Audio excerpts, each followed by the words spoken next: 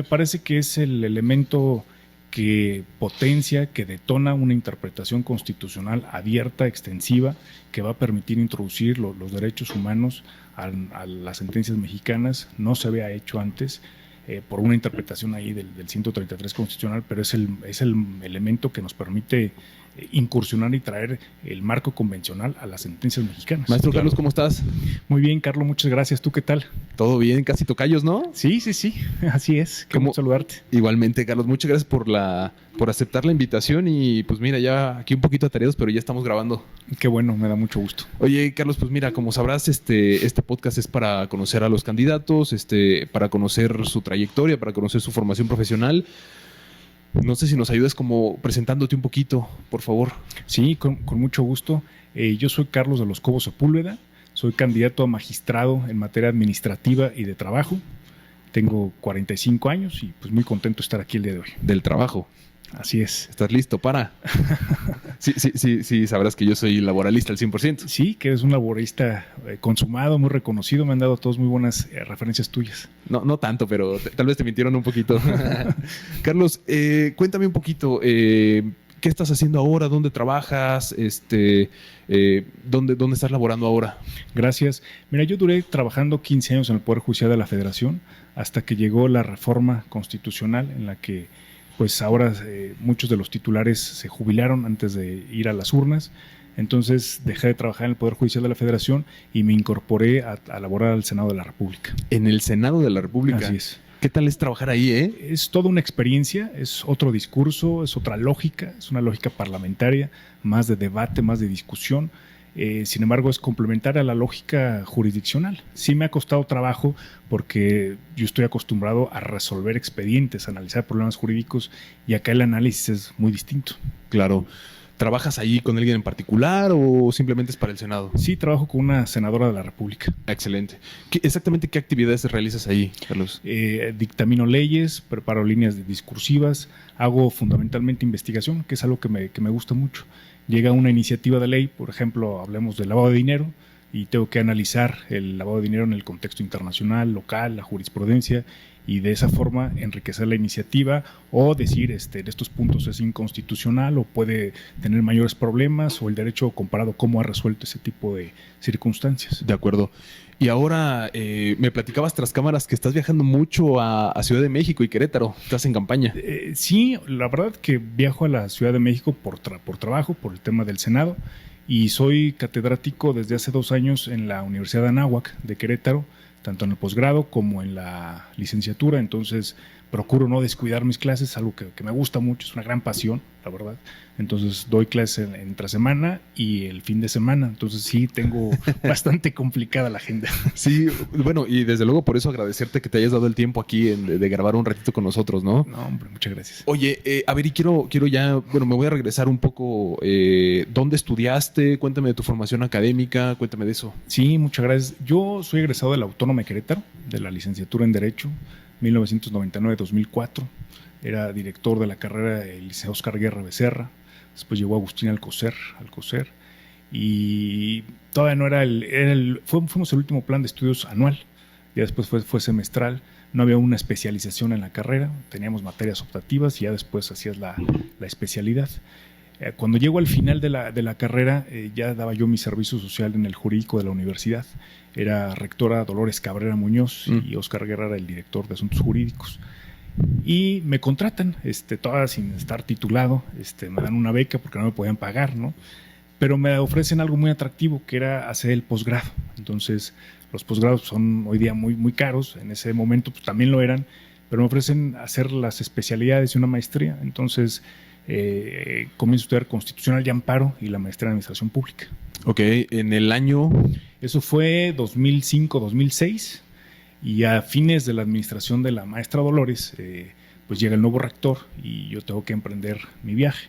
Siempre quise trabajar en el Poder Judicial, entonces un maestro que venía a darnos clases al posgrado me invita por 3 meses a hacer un proyecto de investigación en el entonces Instituto de la Judicatura Federal, temas de análisis del Poder Judicial, indicadores de gestión, algo que no se había visto mucho en el Poder Judicial.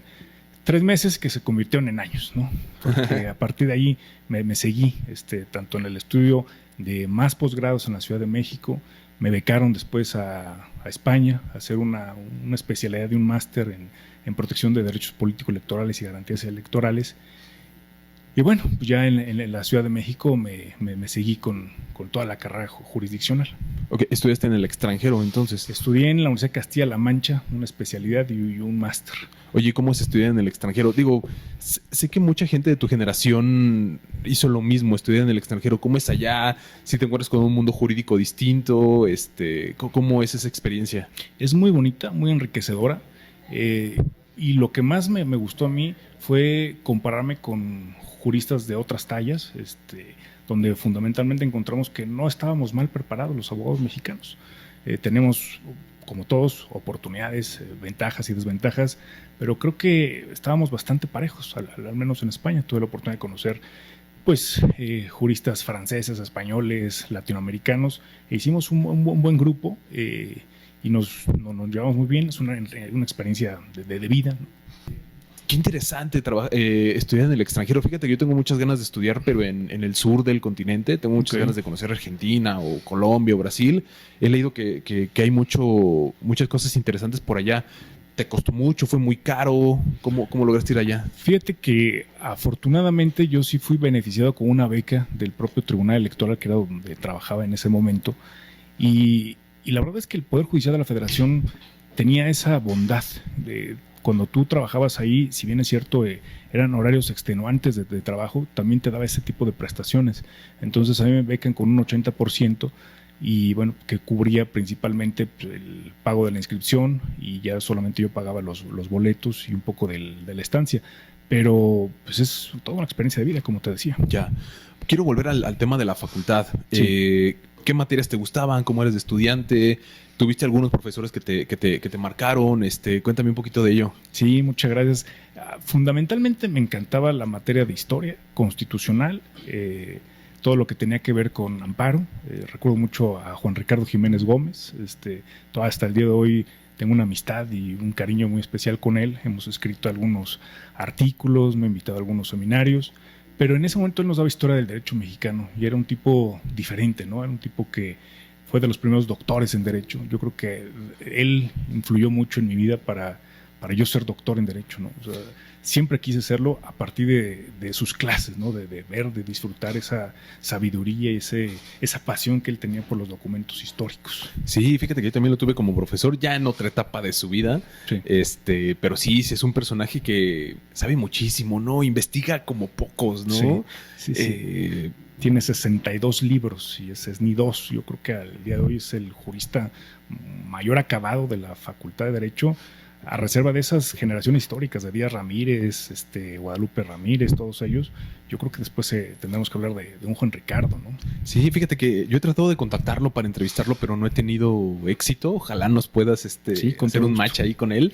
Pero fíjate que consulté un libro de él donde históricamente señaló que los ministros...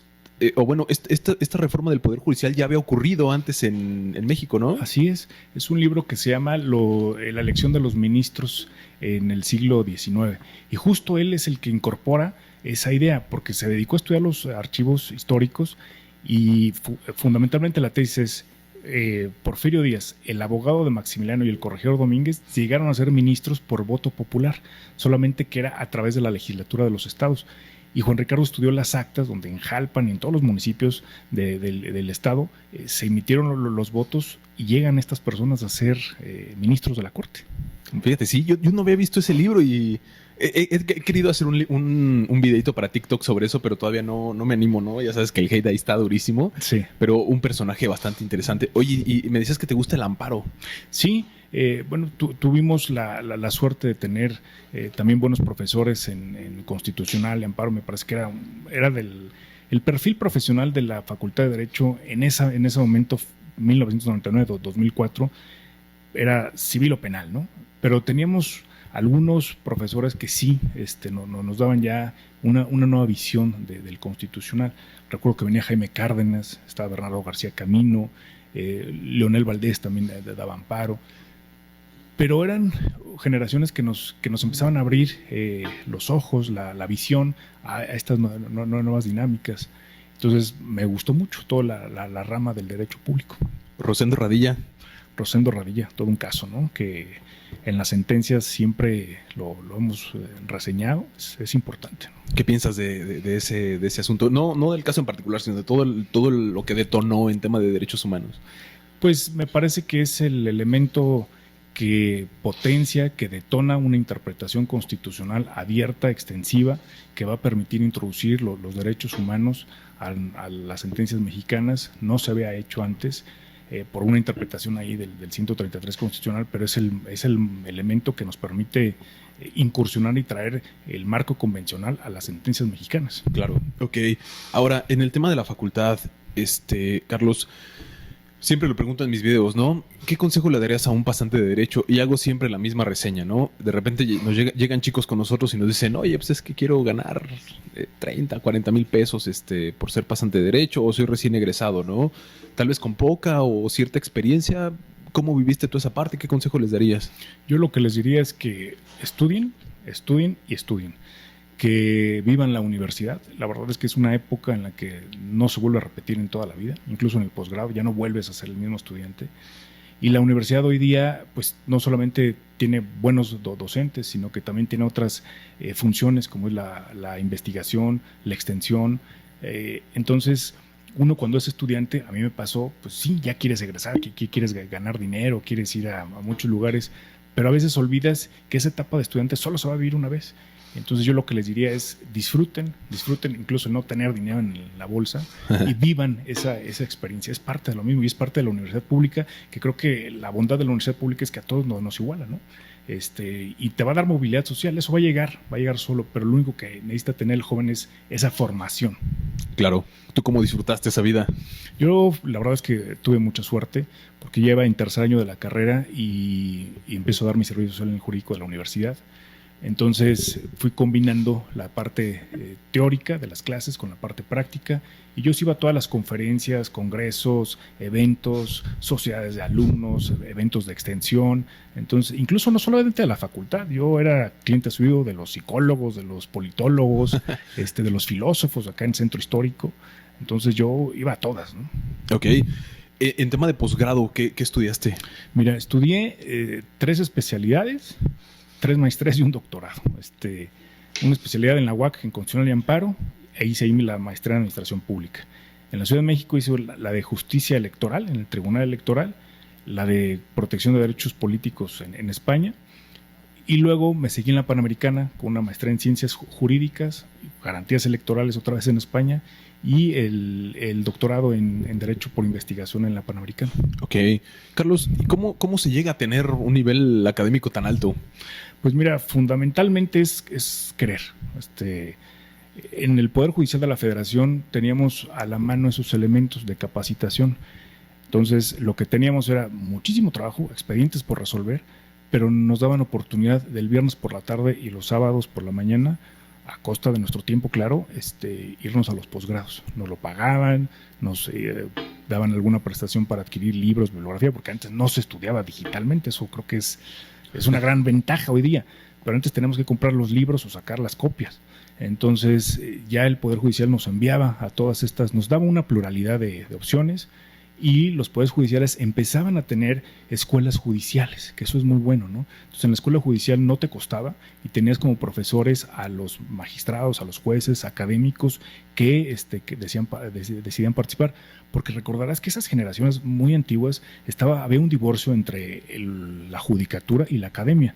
Los jueces que decían, no, academia no, y los académicos no, jueces no. Entonces, de Mariano Ossuela para acá, como que empiezan a conversar la academia y la judicatura. Entonces ya empiezas a tener los grandes jueces con posgrados o los posgrados que vienen a la judicatura, y eso enriqueció mucho. Claro. ¿Los jueces lo saben todo, Carlos? No, y se equivocan. Si yo te platicara en materia de trabajo luego cómo se equivocan con el perdón y es un comentario de título personal, sí. Pero ¿los jueces y magistrados lo saben todo? No lo saben todo. Los secretarios tampoco lo sabemos todo.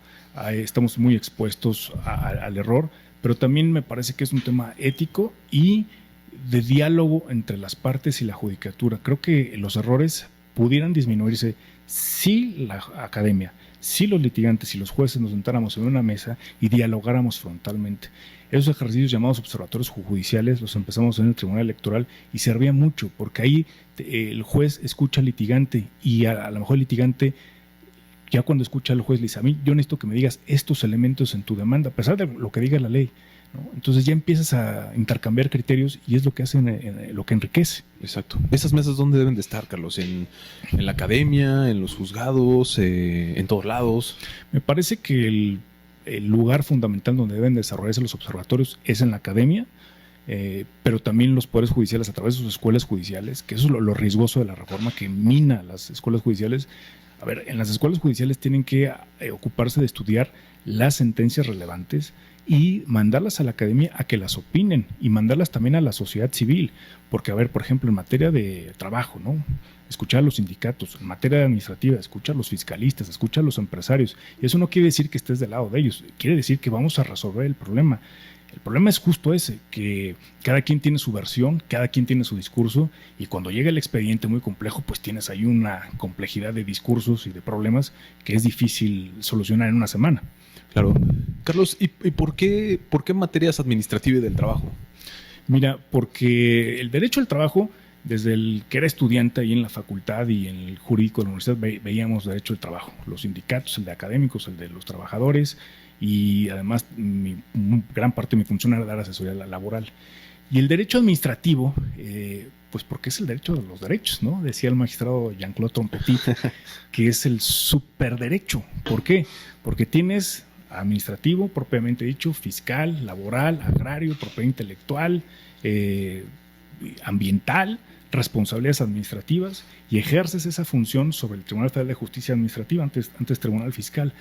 Y bueno, y recientemente, desde 2013-2014, se incorporaron 2 materias fundamentales, que es competencia económica y telecomunicaciones, hoy en la palestra nacional.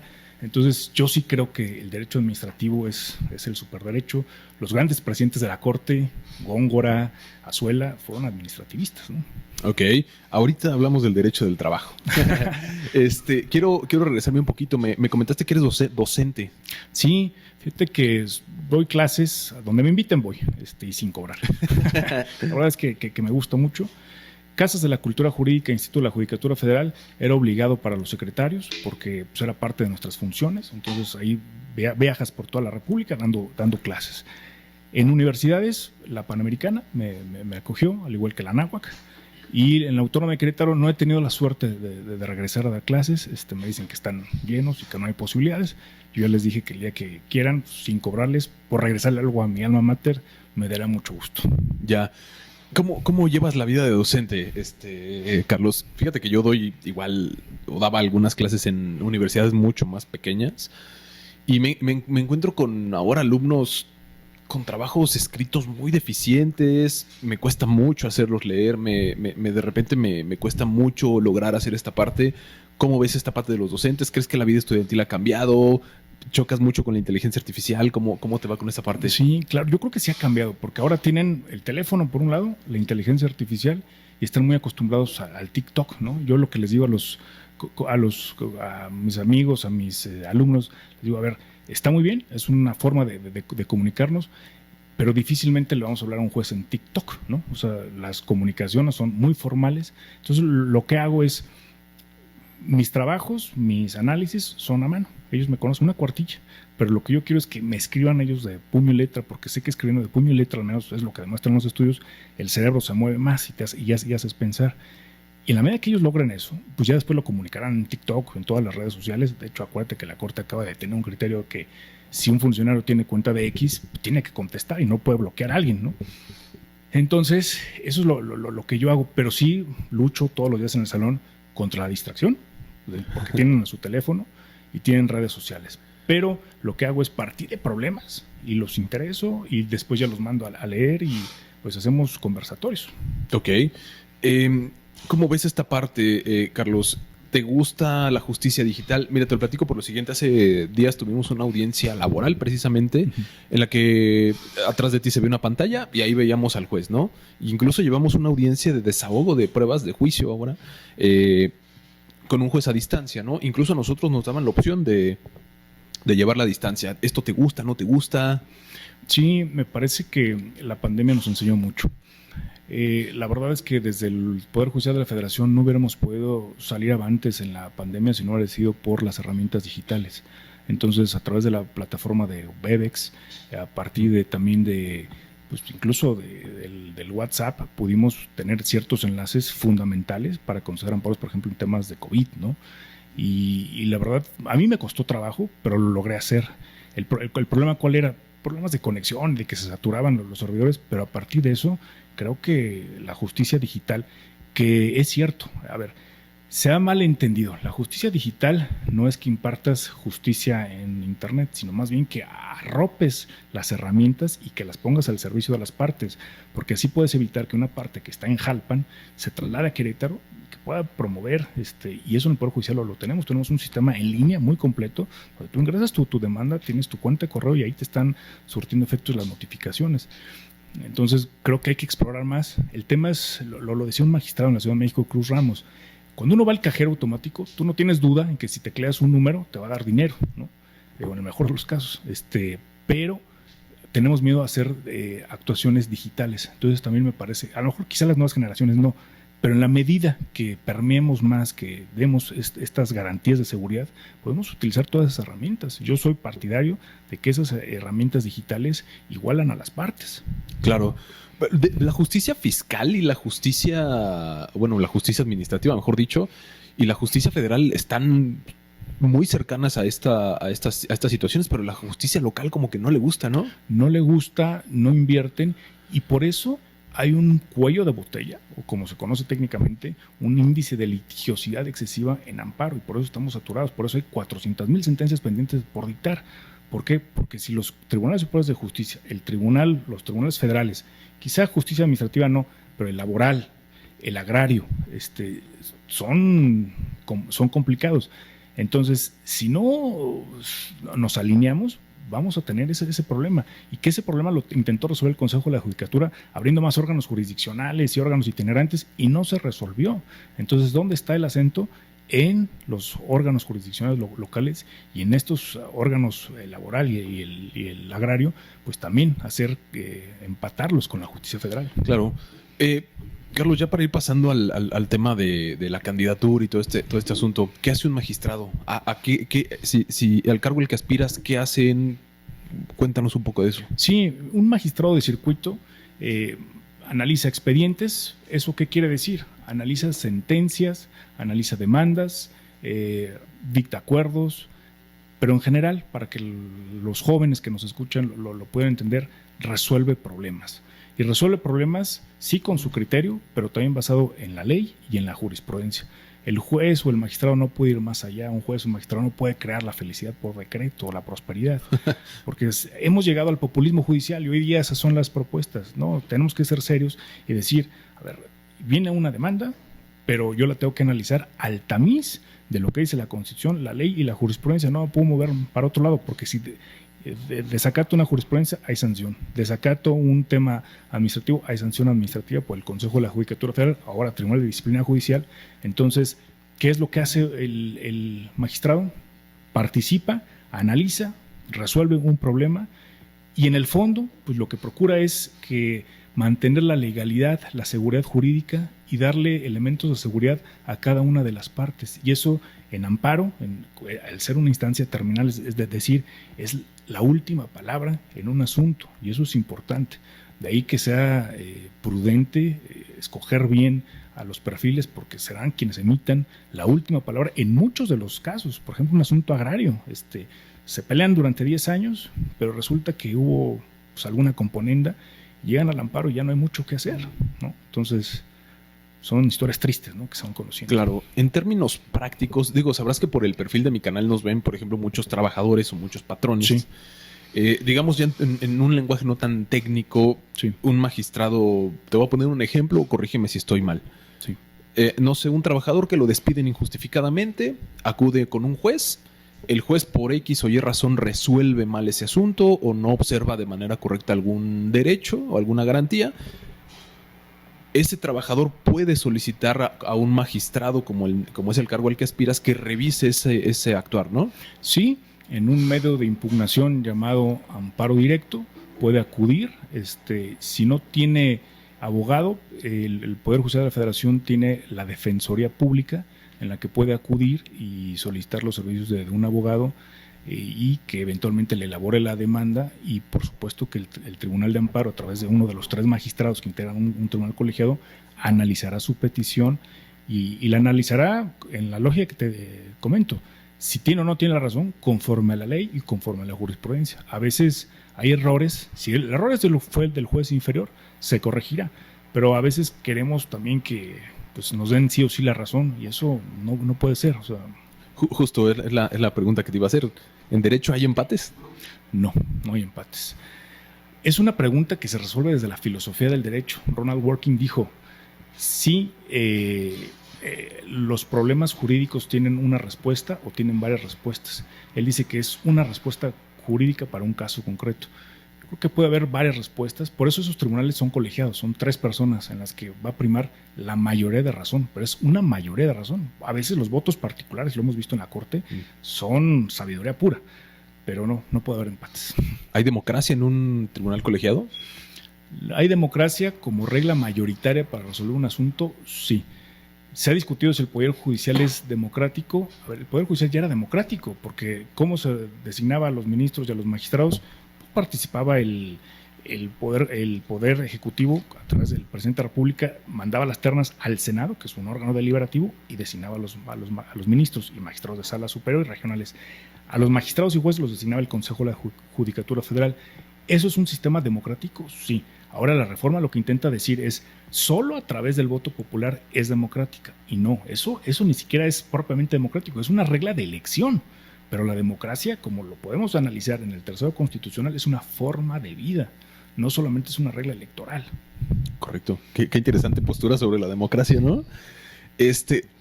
Ronald Dworkin es quien escribió Teoría de la Justicia. Teoría de la Justicia, los derechos en serio. Sí. Hay otro, pero no lo recuerdo. Bueno, Carlos, normalmente vemos a los magistrados como personas inaccesibles.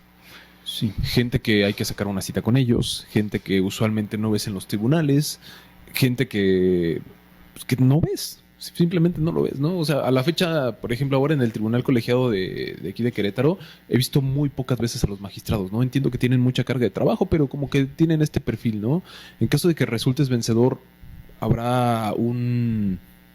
veremos una oficina de puertas abiertas. ¿Es por la propia naturaleza del puesto que deben de estar a puertas cerradas? ¿Cómo ves esta parte? A mí me parece que la pandemia nos enseñó mucho. En tema tiene que ser obvio una justicia de puertas abiertas. Eso no significa que nos vayan a suplantar, pero sí podemos, a mí me funcionó en la pandemia, el recibir una nota con alegatos de ambas partes, darles audiencia, porque es mejor, ya cuando ellos ven el expediente y ven lo que está integrado, porque también la forma de integrar un expediente a veces es difícil, pero ya cuando la parte se da cuenta cómo está, pues te pueden decir, ya esto ni lo vea, es esto lo que me está agraviando. Entonces eso sirve. Y yo por mi formación pues siempre he sido abierto a transparencia, acceso a la información, y con los magistrados con los que yo trabajé, pues era obligado, no era potestativo, era obligado a recibir a las partes, ¿no? Y hacer una minuta y darle cuenta de lo que se trataba. Y ellos sí reciben. El problema es que, como lo que decíamos hace rato, estamos sobresaturados. O sea, una sesión normal de un tribunal colegiado, al menos en la Ciudad de México, para no hablar de Querétaro, son 45 asuntos por semana. Eso quiere decir que cada magistrado lista 15 asuntos. Y leer, resolver los 45 asuntos. A ver, yo trabajaba de lunes a domingo. Sí tenía mis ratos de descanso, pero era trabajar todos los días. ¿Sí? Ok. Carlos, para hacer un pequeño paréntesis, nada más cuéntanos rápido qué hacías en el Poder Judicial. Sí, mira, tuve la fortuna de ser secretario de Juzgado de Distrito, de Tribunal Colegiado de Circuito, de Sala Regional Electoral, Sala Superior Electoral. Luego pasé a la Corte, a la primera sala, y una experiencia que también me gustó mucho fue en el Consejo de la Judicatura Federal, donde fui secretario técnico y presidente del Comité de Información y Datos Personales del Poder Judicial de la Federación, en donde teníamos muchos expedientes de tema de transparencia y datos, y de que las partes querían acceder a esos datos. Entonces, pues me moví en todas las áreas jurisdiccionales y también 2 áreas muy bellas en el Poder Judicial, que fue el Instituto de la Judicatura Federal, hoy Escuela Judicial, y el Centro de Capacitación Judicial Electoral, que era básicamente organizar los planes y programas de estudio para operadores jurídicos, desde los secretarios, los magistrados, organizar los observatorios jurisdiccionales, y algo que se hacía poco, que eran las publicaciones judiciales, ¿no? Donde analizábamos las sentencias, los criterios relevantes, e invitábamos a los académicos a que nos criticaran. Ya. ¿Cuál te gustó más? ¿De sentencias? No, de puestos. Híjole, bueno, yo disfruté mucho el Consejo de la Judicatura Federal porque tenía función jurisdiccional, tenía administrativa y tenía academia. Ok, perfecto. Ahora, volviendo al punto, el tema del derecho del trabajo, Carlos, sabrás que predomina la conciliación. Sí. ¿Se vale conciliar en un colegiado? Por el diseño constitucional, a ver, se vale pues, entre las partes quizá. O se podría, tal vez. Ya ante el colegiado per se, no es posible conciliar, ¿no? Ni es posible que el magistrado le dé asesoría a una de las partes porque trastocaría el principio de procesal. Me parece que ahí muy importante es esa reforma que se hizo en el tema laboral, precisamente acentuó a los órganos conciliadores y a todos los órganos en materia de trabajo para que hicieran esa función, ¿no? Y hasta que se desahogara pudieran venir a la justicia local o federal y al amparo. Pero propiamente me parece que no es la función de un tribunal de amparo, porque es eso, es tribunal de amparo, ¿no? Que además tendremos que entender esa lógica del amparo, es la última instancia, es el recurso extraordinario. El problema es que hoy lo vemos como una instancia más porque no resuelve la justicia local. Pero el diseño constitucional de Carranza en el 17 es un medio extraordinario, ¿no? Y poco a poco se fue abriendo jurisprudencialmente, pero no es la naturaleza. Ok. 2 preguntas en este sentido, Carlos, por favor. Quisiera hacerte un par de preguntas en este sentido. Sí. La primera, aquí en Querétaro, y entiendo perfectamente que es un tema, dicen los abogados, de litigiosidad, un amparo aquí en Querétaro tarda en resolverse 1 año y medio más o menos, hasta 2. ¿Eso es resolvible? Sí, a ver, y no es un problema solo de Querétaro, me parece que es a nivel nacional. En la Ciudad de México tenemos hasta 2 años, ¿no? 3. ¿Qué pasa? Cuando suceden ese tipo de circunstancias, el Consejo de la Judicatura sanciona al órgano y se hacen visitas de inspección y es donde salen los problemas. Que diríamos, hay problemas de fondo, que es un poco lo que estábamos diciendo hace un momento, que es un tema de diseño institucional. Si los poderes judiciales tuvieran otro tratamiento de sus asuntos y lo resolvieran quizá apoyados más en medios alternativos de solución de controversias o resolviendo los problemas, porque a veces los dejan irresueltos y eso llega a la justicia federal, pues ahí se empieza a colapsar. Pero bueno, ya después de esa parte sigue el colapso. ¿Cómo lo resolvemos? Menos transcripciones, lenguaje ciudadano, sentencias cortas, sencillas. Hay un principio que se llama atingencia de la información. Es decir, solo la sentencia, perdón. ¿Atingencia? Atingencia de la información. Ok. La información que necesites en el proyecto, la tesis jurisprudencial aplicable, es decir, que no cites todos los hechos antecedentes y 20 tesis de jurisprudencia, sino que aprendas a resolver de manera distinta. Y el derecho comparado es muy útil en eso. El Tribunal Constitucional de España tiene sentencias en 5 páginas, Corte Norteamericana en 3 páginas, la Corte Interamericana, ¿cuántos son? De 10 a 15. Claro, hay algunas que por su extensión, pues sí, lo que sea.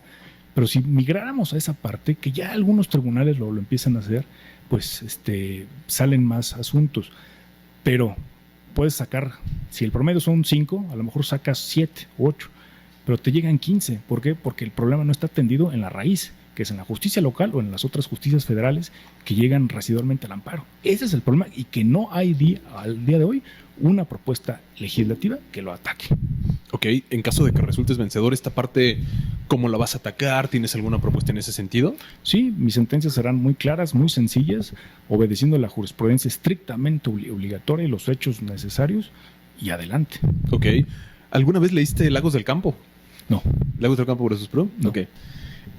Carlos, quiero preguntarte esta parte a propósito de las sentencias, ¿no?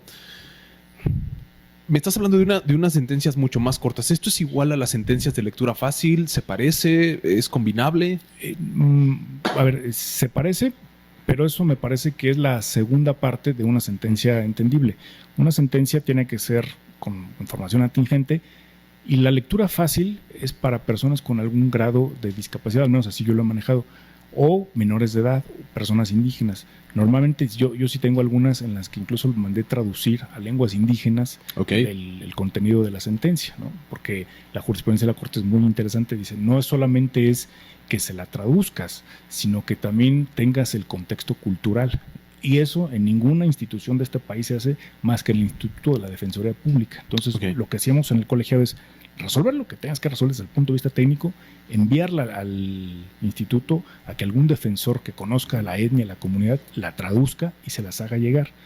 O la lectura fácil para menores, o incluso tenemos un esquema de sentencias ciudadanas, ¿no? Donde resumíamos el problema y se lo notificamos a la parte. Ok, perfecto. Carlos, y ya pasando al tema de candidatura, primero, explícame esta parte. Boleta, número, redes sociales, ¿cómo encontramos esa parte contigo? Sí, gracias. Soy el número 15, boleta rosa que corresponde a magistrados de circuito.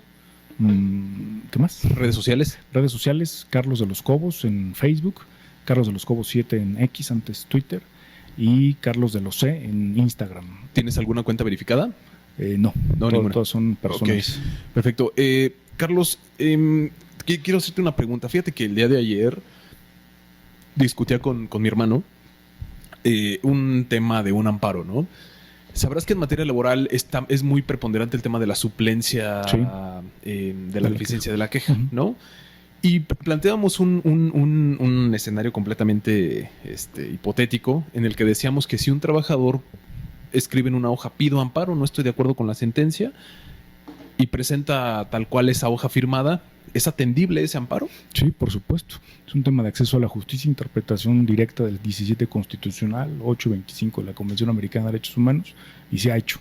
Y se ha hecho en materia del trabajo y se ha hecho en materia de pueblos y comunidades indígenas. En Tanetse de Zaragoza pasó de una comunidad, en los mismos términos que estás diciendo, una hoja de papel mal escrito, con faltas de ortografía, solicitó la nulidad de una elección, Sala Superior interpreta y se va al fondo de la controversia. De acuerdo.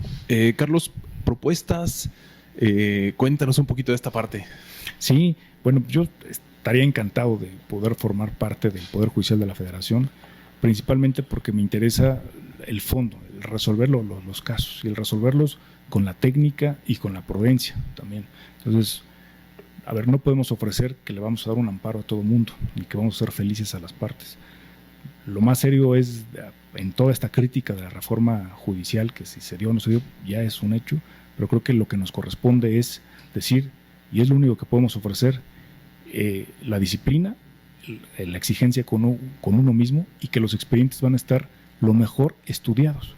Sé que eso no vende, que eso no gusta, pero es lo único serio que podemos comprometernos a hacer. De acuerdo. Carlos, pues ahorita vamos a grabar otro par de videos, pero me quedo muy tranquilo con la plática que compartimos.